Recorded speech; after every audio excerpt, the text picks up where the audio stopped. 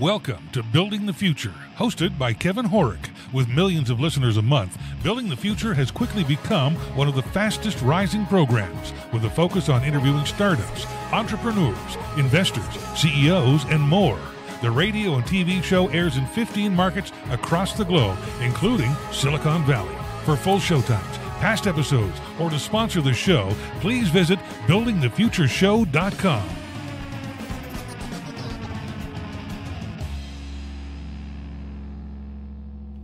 Welcome back to the show. Today we have Brian Benson. He's an award-winning author, TEDx speaker, coach, actor, and 4-time Ironman. Brian, welcome to the show. Hey, Kevin, how are you? I'm very well. Yourself? I am great, thank you. It's That's a pleasure awesome to be here. Yeah, I'm excited to have you on the show. Maybe before we get into all the stuff that you're doing now, let's talk about your background and start off with where you grew up. Sure. I am originally from Salem, Oregon. Okay, very cool. You went to university. What did you take and why? I went to Oregon State University, and to be honest with you, I ended up finishing with a work site health promotion degree.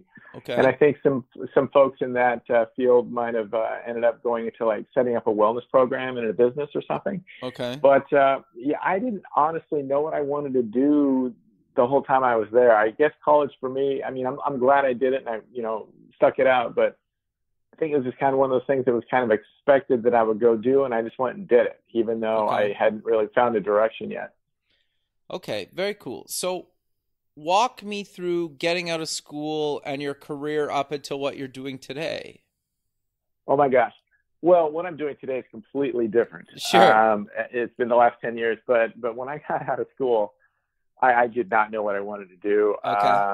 I'm a late bloomer. So I ended up moving to Iowa City, Iowa. Okay. My mom and stepdad were living there, and I just wanted to try something new. And I ended up being like a manager at a health club for a year. Okay. Very cool. And I was really into triathlon then. And so I also helped set up a triathlon in the area that's still going today. So, I was kind of doing the healthy thing. Yeah. Okay. And so that was just, there's a lot of stuff. I don't know how much you want me to talk about, but the big thing was I came back and still was unsure, and I decided to go into the Peace Corps. Okay. And so I was going to be sent to Morocco to teach public health for a couple of years, and I had 6 months to kill, and I ended up moving to Colorado to wait that out. Okay. And my life changed dramatically when I met my son's mother there. And we ended up having him, and I ended up getting married, and it didn't last very long, but it was as good a situation as could be. And I did not go into the Peace Corps. Okay. And I have a 25-year-old son now, but I for a while there, I just did what I could, just to make that situation as good as possible. And then I ended up running. I then left and started running my family's business for 11 years. Okay. Interesting. Which was a golf center in Salem, Oregon. And I did that for 11 years. Wow. Okay. So lots happening there right out of college. No, very cool. So walk me through how you transitioned into what you're doing now. Sure. So I ran the business. We had like a driving range, a retail store, and a 9-hole par 3 course. And I grew up working there. It was my first job in 7th grade. I picked the balls up and all that kind of stuff. So I was running it for 11 years, and I started to feel like I was burnt out and like I'd stopped. I kind of finished growing, and I felt like there was something else inside of me that I was supposed to do. I felt like I had this gift that needed to come out, although I had no idea what it was. Okay, interesting. And so, so I went and had a chat with my dad and said, I really appreciate this opportunity, but I feel like I need to leave. And luckily he was understanding, and he wanted me to ultimately be happy. Yeah. Sure. And so I ended up having to stay an extra year. I was ready to hit the road right then, but we decided to sell it. Okay. And so that last year, was a we went through the process of listing it and interviewing potential buyers. And that last year was a blessing in disguise for me, though, because while I was struggling, I sat down one day and decided to come up with a handful of things that I knew would help me stay in balance during this period. And those 5 items really helped me. And every time I would struggle, I'd pull the list out of my wallet and I would read it and just kind of take a deep breath. And my intuition then was screaming, expand the list and write a book. And I'd never written anything prior to that, but I kind of honored my the little intuitive hit. And I wrote my first book in about a month and a half called Brian's List, 26 and a half easy to use ideas on how to live a fun, balanced, healthy life. So that, I really did not know what I was going to do after I left the business. And so that kind of gave me some direction. Interesting. Yeah. So what types of stuff are on that list? Sure. Well, my original 5 were, they're not necessarily earth-shattering, but they were very helpful for me. One was make sure that I was getting enough sleep. Okay. Another one is to make sure that I was drinking enough water. I think that's something that we don't really think about. And the third one was to make sure that I was getting some daily exercise. And another one was to make sure that I was allowing myself to have some alone time every day, because I'm kind of an outgoing introvert and I need to refill my cup. And then the last one was to make sure that I was allowing myself to be creative every day. And at that time in my life, playing the guitar was kind of my creative outlet. Very cool. No, I think it's good. You kind of need to, I think the sooner you can figure out as an individual your limitations, which I don't think it needs to be in a bad sense. It's like, that you need your own space sometimes, not around people. Like that's great, right? There's nothing wrong with that. But the sooner you figure that stuff out and you learn that about yourself and can actually adopt that into your lifestyle, I think the better off you are as a human being and the happier you become. I totally agree. And I don't think it's any accident looking back, when I left 10 years ago, that my first book was on balance, because I gained so much self-awareness just putting that book together for myself. And it's really kind of been my rock since then, because I know what throws me out of balance. I know what I need to do to stay in balance.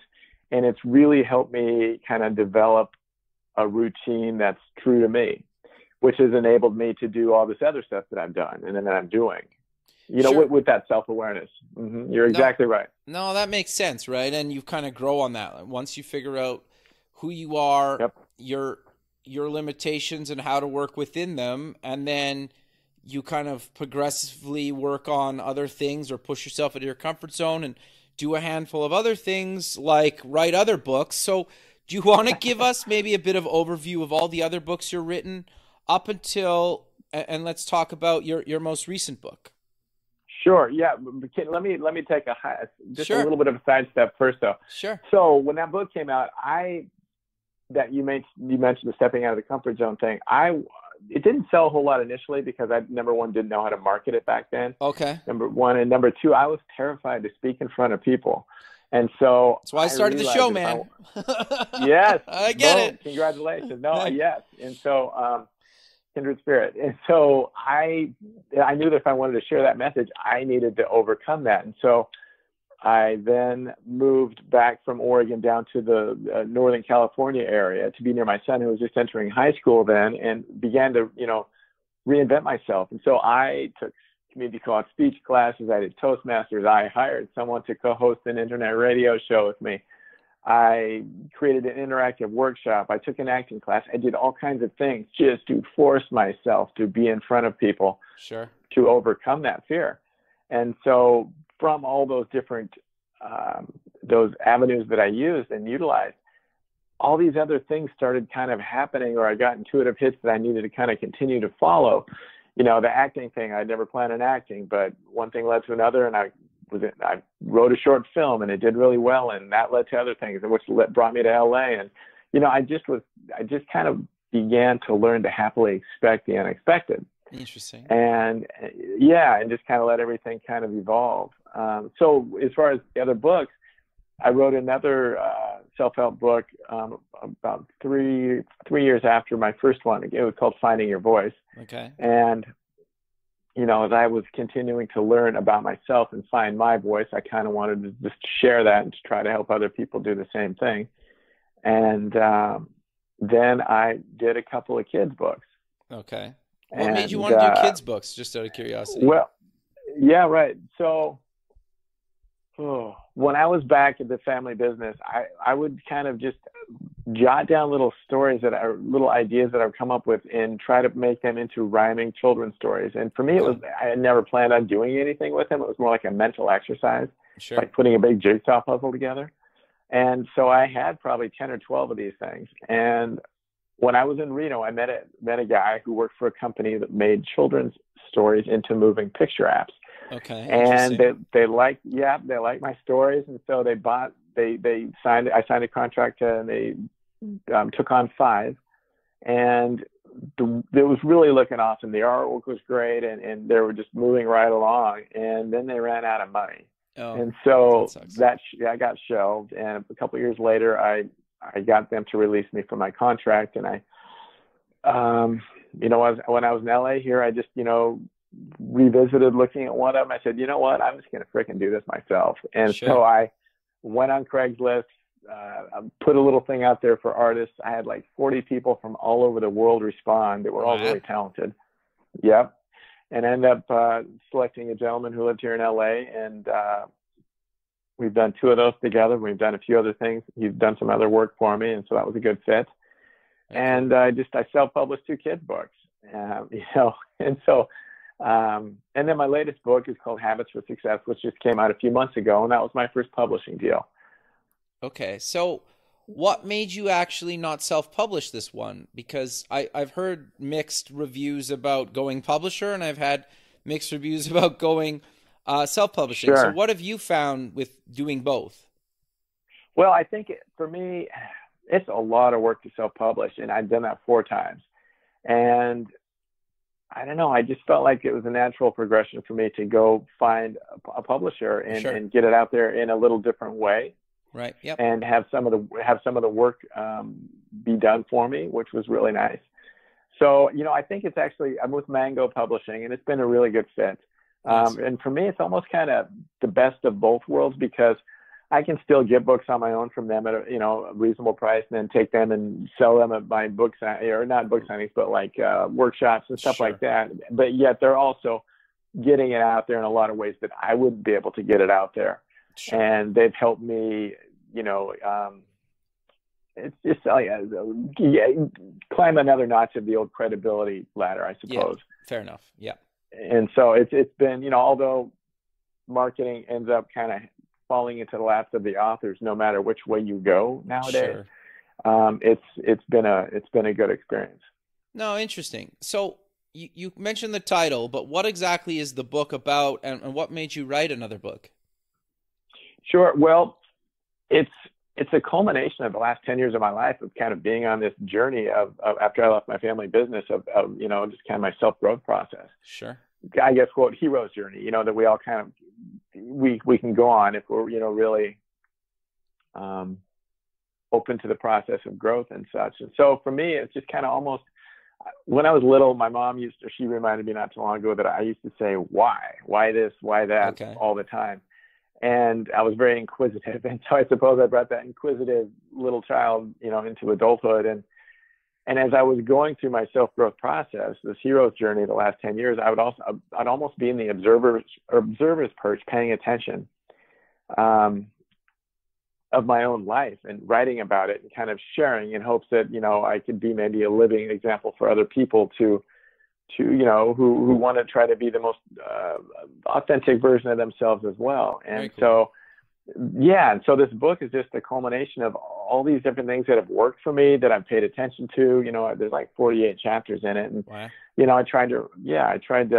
feel like I captured them all in a really thought-provoking way, in an entertaining way. I share a lot of stories as well as kind of, just inspiring, hopefully too, for the reader. And I felt like it was time. No, that makes some sense. So do you want to maybe give us some habits from the book that you talk about, or a little bit of an overview of some of the stuff you cover in the book? Of course, of course. I'm gonna look at the table of contents because there's so many, and I forget sometimes. But well, obviously we've already talked about stepping out of your comfort zone. Yeah. Listening to your intuition. Strive for balance. Balance was huge for me. There's another one called "It's Okay to Fail." Sure. And that's not always easy, but I think there's a lot of lessons in failing. Agreed. It helped me build character, become more empathetic. I think it can make us humble, which isn't a bad thing. It forced me to dig deeper a lot of times, to hone what I was doing. So there's many, it teaches us new ways to do things, if we're open to it. So it's okay to fail is one. Get creative. Creativity for me, I didn't really realize I had a lot of the creative gifts inside of me until I started just kind of exploring them after I left. Sure. And I think creativity is so important in our lives. For me, it's freed me up, and I think it's almost like, I don't know what you are, in the religious spectrum or spirituality spectrum, but it's almost like a way for us to connect with source. And for me, it's brought me a lot of joy. I'd almost rather not be doing anything else than really kind of being right in the middle of that creative process, whether it was, writing a short film or a poem or a book or what have you. Sure. And I think everybody has the ability to be creative. Oh, right? For sure. Yeah, that doesn't mean we're all going to be Van Goghs, but that doesn't matter as long as you're just expressing yourself. Yeah, or if you find peace in something, right? Yeah. What does it matter if you're good or bad at it? If you find peace and comfort and happiness, or you can kind of check out from the world for a bit doing it. Absolutely. I mean, I don't have any, but I've seen there's a lot of adult coloring books out there now. Yeah, it's just kind of while we're in the creative process, it's also kind of a meditative experience. Totally. It's a way to rest our brain. No, very cool. So you also do some coaching. What do you coach on, and what is kind of an ideal client for you? My ideal client is someone who's hungry to grow, who's open to the experience, who's obviously self-growth is scary a lot of times. Sure. But someone who's at least open to it and who wants to better themselves. And, that's the kind of person I really love to work with. And as far as, I'm just there to kind of, to help be an accountability partner, kind of pay attention and almost, sometimes we need another set of eyes to kind of help identify things, because it's real easy, myself included, to, we have stories that we tell ourselves and they aren't always true. More often than not, they're not. And so sometimes it takes someone, outside of that realm to kind of maybe poke a little hole in there, or say, what about this? Have you ever thought about this? Or maybe catch someone maybe from who we repeat things, kind of get into repetitive modes. And so I like to just kind of be that accountability partner, someone who's not afraid to be honest with someone and just share and hopefully lead by example. No, I think that makes a lot of sense. So you've done some TED Talks. What made you want to do a TED Talk, and what were they about? So I did a TED Talk about 4 years ago, and that was just one of those things where one of the other chapters was called Boldly Say Yes. And so basically I had no plans of doing one, but someone called me up who I'd briefly met in Reno, who was in LA at the time, said he was curating an event, TEDx Southside Pasadena or something. And he just asked, he thought I'd be a good addition, would I like to do it? And I just gulped and said yes. And so I had 3 months to get ready. Interesting. And and so I'm really, really proud of how it turned out. It was obviously a little bit of a scary experience. I hadn't spoken a whole lot then, and it's one of those things where how sometimes we can let fear in. This is one of those times that we know the potential impact that a TED Talk, a TEDx Talk can have, and we know that other people are going to be seeing it. It's going to be filmed. And so for me, just try not to think about that too much and just try to just be grounded and share my message. And basically, I kind of shared my journey of the last 10 years, and I wove 5 points that I learned and utilized through the story. And those points were, 1 was listen to your intuition and be open to whatever comes your way. Number 2 was step out of your comfort zone. 3 was stay in life balance. 4 was have fun and enjoy the ride. And 5 is there are no rules, expect the unexpected. Okay, interesting. And I just kind of shared on those, and it was a good experience. So I'm curious, you mentioned expect the unexpected a couple of times now. What does that mean to you, and how do you work with people to actually cope and deal and get through those unexpected things that come up in life, to everyone, really? Well, for me, I guess when I say expect the unexpected, those are all kind of, there's 2 ways. Yes, we can definitely have things come up unexpectedly that aren't pleasant. But I think the more that we learn about ourselves and gain that self-awareness and can incorporate a balanced existence in our lives. I mean, balance, it's a moving target, so we're not always going to be in balance. But if we do have those unexpected times pop into our lives, if we are at least doing things, have a routine, have an awareness of what can keep us in balance, then it helps us flow through those difficult times easier. Sure.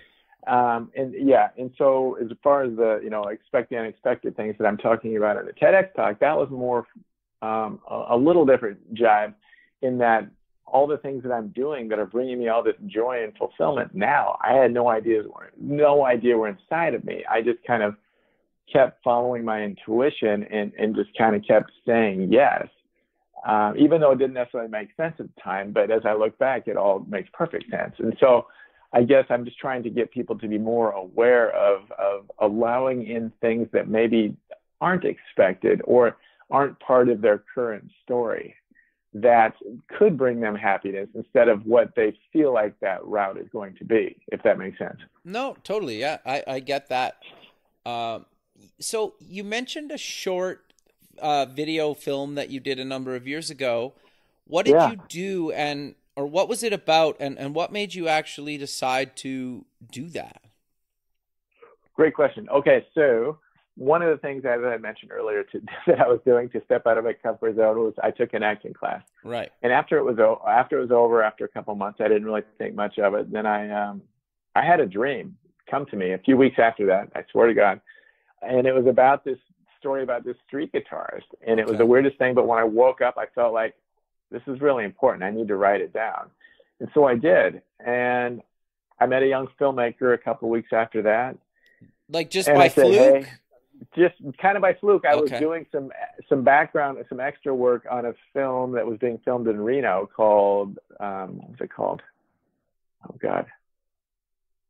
Something Motel Life, and it had Dakota Fanning and Emile Hirsch and Stephen Dorff in it. Okay. And there was this other gentleman there, and we just started chatting while we were hanging out, and he was a lot younger than I was, but he was a kind of videographer, photographer.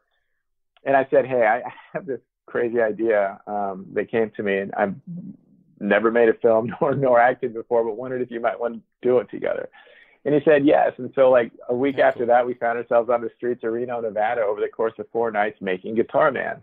And it made me feel so alive. I was a closet guitarist. I'd never played in front of anybody, but here I was doing it on film.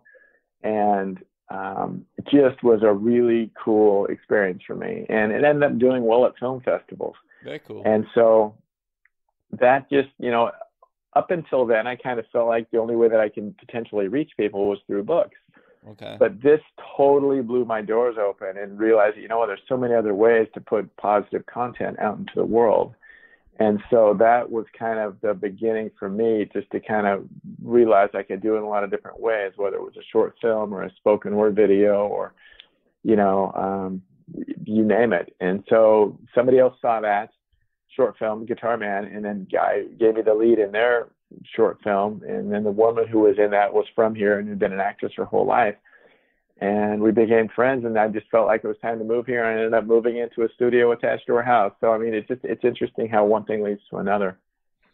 No, that's very cool, because you've done a bunch of other video projects, correct? Yes. Some of my own, some with, like, I don't know if you're familiar with Prince EA and Jay Shetty.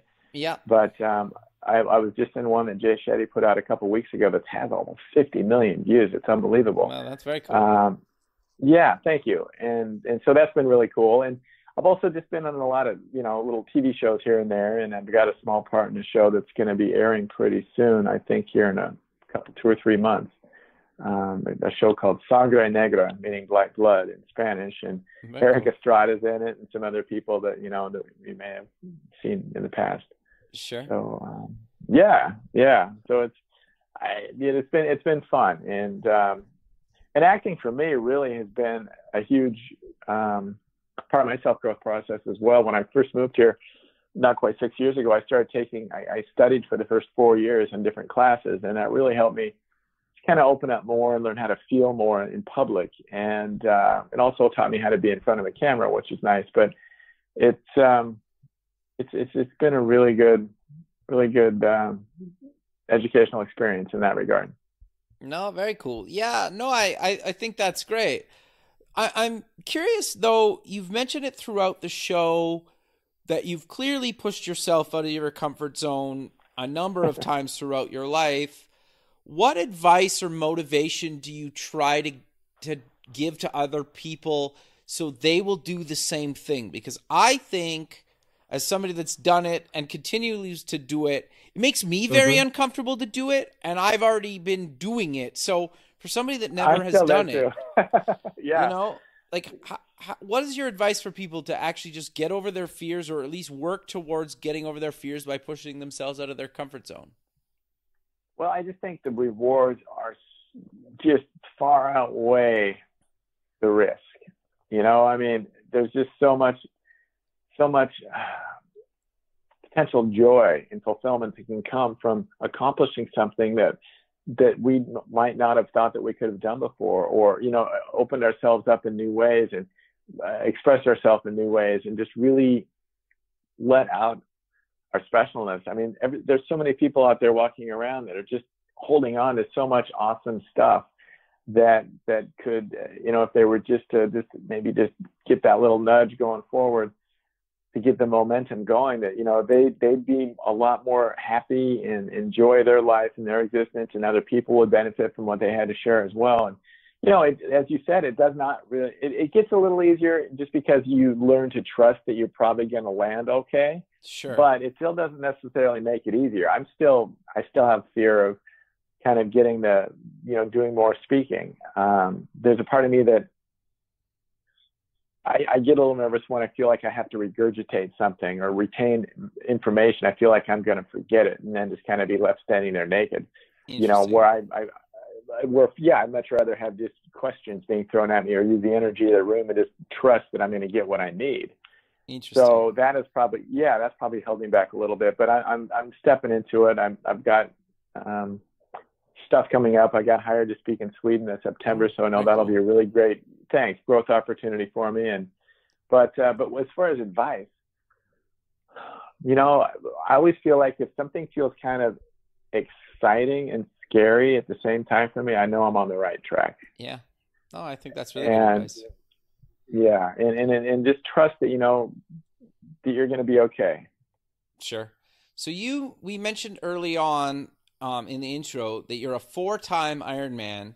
How is what you learned training and going through that experience multiple times prepared you for what you're doing today?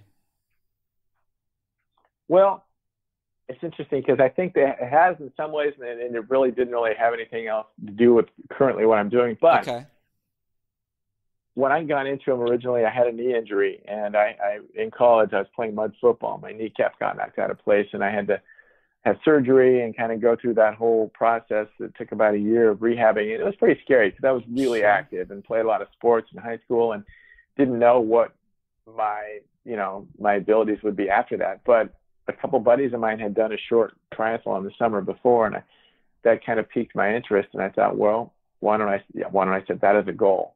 Okay. And so I just thought about that for a year as I got my knee strong and got into shape, and I entered, and I just had a blast. It made me feel alive. And I ended up doing 4 more races that summer, and then I did 10 more the next summer. And the third year I did my first Ironman. And so it just became a lifestyle for me, and I guess I'm lucky in the fact that I have a lot of intestinal fortitude, number one, but number two, I'm a pretty disciplined person when I feel like I should be doing something. Okay. So, I was able to do that with triathlons, and I've also been able to do that with, the book process, because that takes a lot of work too, and a lot of discipline. So, for me, I think it was always nice just having my triathlon experience in my back pocket. Sure. Going forward with all this other stuff, because it just made me believe that I could do anything that I wanted if I put my mind to it. No, I was hoping you'd give me some sort of answer like that, right? Because I think, but I think learning to stick to something and holding yourself accountable to a goal is actually really hard when there's no boss or company or whatever saying, you need to finish this by this date. But when you're doing an Ironman, you literally either show up the day of or you don't. Like, the date doesn't move if you procrastinate, right? Exactly. So you have to, if you have to do what you have to do to get ready for it. And and for me, I'm lucky. I'm not really a procrastinator. So even with talks that I have coming up, sure, I'm on them way in advance. I want to go in there relaxed as possible, because I know that I'm already going to be a little nervous. Right. Interesting. And same with a book or whatever. I have that gene in me, I guess, that just but yes, exactly. So I don't disagree. I'm lucky that I have I'm self-driven. No, that's very cool. So I'm curious though, for other people that are stuck and want to be chasing their passions or dreams, what advice do you give them to actually just decide to go for it one day? Because in my opinion, it sounds so stupid, but I remember reading it somewhere, and I wish I remember. It's like, anybody you idolize just decided to go for it one day. And it sounds so stupid, but you're just like, wow, they just started one day. Whatever that means, right? Like, if you want to do something, you just need to start, like slowly even. You don't have to dive headfirst into the pool. Like, start slowly. Well, and it's so important. Yes. And sometimes, if you have a huge goal, like, finishing an Ironman or writing a book or whatever, I mean, it can feel like, how do I get there? But you're right. You just have to start. And I think the main thing is just to keep moving forward every day, even if it's a baby step, because just as long as you have that momentum, you'll keep moving forward. And as you get further along the process, you will be shown the way. That's the one thing I want people to really believe in and trust. I mean, for me, everything that I stepped into, I really didn't see how it was going to end.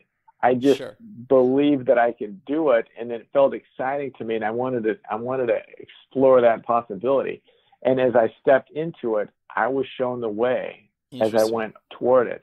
And so just believe that you will be shown the way. And obviously, depending on what it is that you want to do or what your dream is, surround yourself with other people that are positive and that have, that are doing it as well or have done it, and learn from them and learn what works and what doesn't work.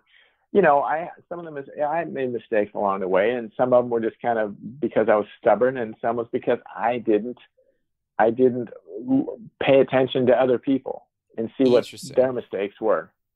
Yeah. And I guess you just need to cherry pick what works for them that also works for you, because the thing is, if you try all 30 things that work for them, chances are all 30 things aren't going to work for you, right? You might only find 2 or 5 or, I don't know, 10, right? Which I always kind of found interesting. Well, right. And, it's, there's so many teachers out there, but you just got to find someone that you can relate to and that you feel, kind of as a kindred spirit, and that you feel is authentic, and then just you know, don't always take everything, you know, as how do I say this, to be necessarily your truth. You just have to experiment, move toward it, learn, see what it is, and then just let it filter into your being. And if it works, great. If it doesn't, then just keep looking. The key is to be true to yourself, you know, because early on when I started writing the self-help books, I kind of felt like I knew how it was gonna be. When I was 3, I told my mom I was putting it to inspire people. I know it sounds crazy, but it's true. And she reminded me after I started writing books. And I think intuitively I know where it's headed. And so in some ways that was good because it kind of drove me. But in other ways it was bad because I had certain expectations. And every time I released something, I felt like it's just a thing that's going to spring me. And that led to a lot of disappointment. Sure. And instead of just really enjoying the creative process and trusting it was going to do what it was supposed to do, it messed with me a little bit. Plus, I started putting a lot of pressure on myself to be perfect and pious because here I was writing self-help books, and I lost myself for a while because I'm a pretty silly, kind of witty guy, you know, at times. And, sure. and the last couple of years, I've just been trying to just get back to me and let go of that perfectionist nature. Because it's helped me. It's helped me put out some quality stuff, but it also can get in the way.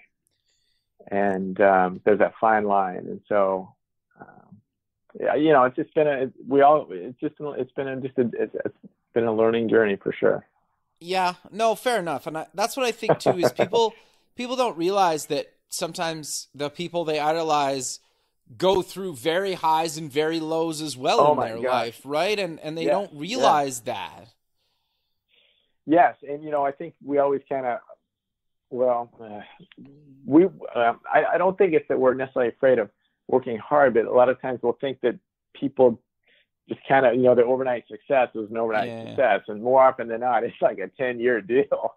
Yep. You know, and you just have to put the work in, and the more that you can become self-aware and solidify your foundation, the easier it will be, you know, and especially once you get there. I mean, you know, a lot of people who reach fame before they're ready for it or don't have that foundation, they just crash and burn. We see it all the time. Yeah. And so, you know, no matter what, as long as you're working on yourself, you're moving forward.